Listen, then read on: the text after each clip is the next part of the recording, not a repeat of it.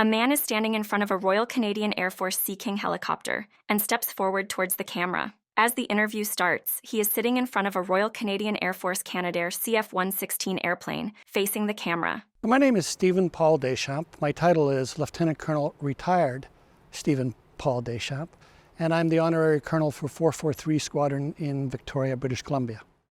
I joined originally in 1975 as a reserve officer. I rejoined in the regular force in 1979 and went to officer candidate school and loved every minute. In 1981 or so, I was in Winnipeg, Manitoba.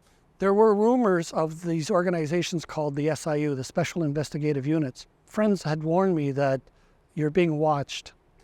I got posted from Winnipeg to Ottawa, and my boss came in one day and said, "Steve, you need to go and see these guys, the SIU." I showed up on Canadian Forces Base Rockcliffe. The old photo unit building had sort of a basement downstairs area, and there was this door that was not marked. The room was just enough size for two people to sit at a table. There was a big file on the table.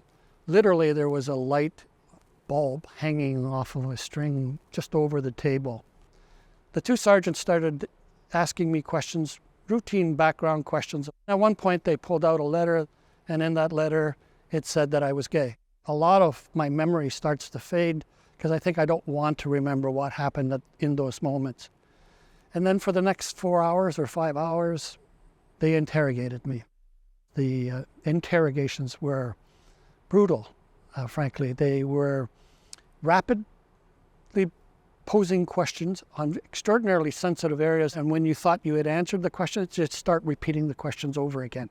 I was not allowed to tell anybody. They used the phrase that still haunts me to this day, "Don't even confess to a priest." I was interviewed by the Director General of my organization, who essentially was very curt with me and said that I was a disgrace to the armed forces and to his unit, and that I was going to be released. The words they used in my release papers, as they did with so many others, is said that you are no longer advantageously employable. People who join the armed forces join to serve. To be told that you are no longer advantageously employable was devastating. The logo for the Canada Aviation and Space Museum appears on a white background, followed by the website address, ingeniumcanada.org. The title, developed with the generous support of the National Aviation Museum Society, appears followed by the Government of Canada wordmark.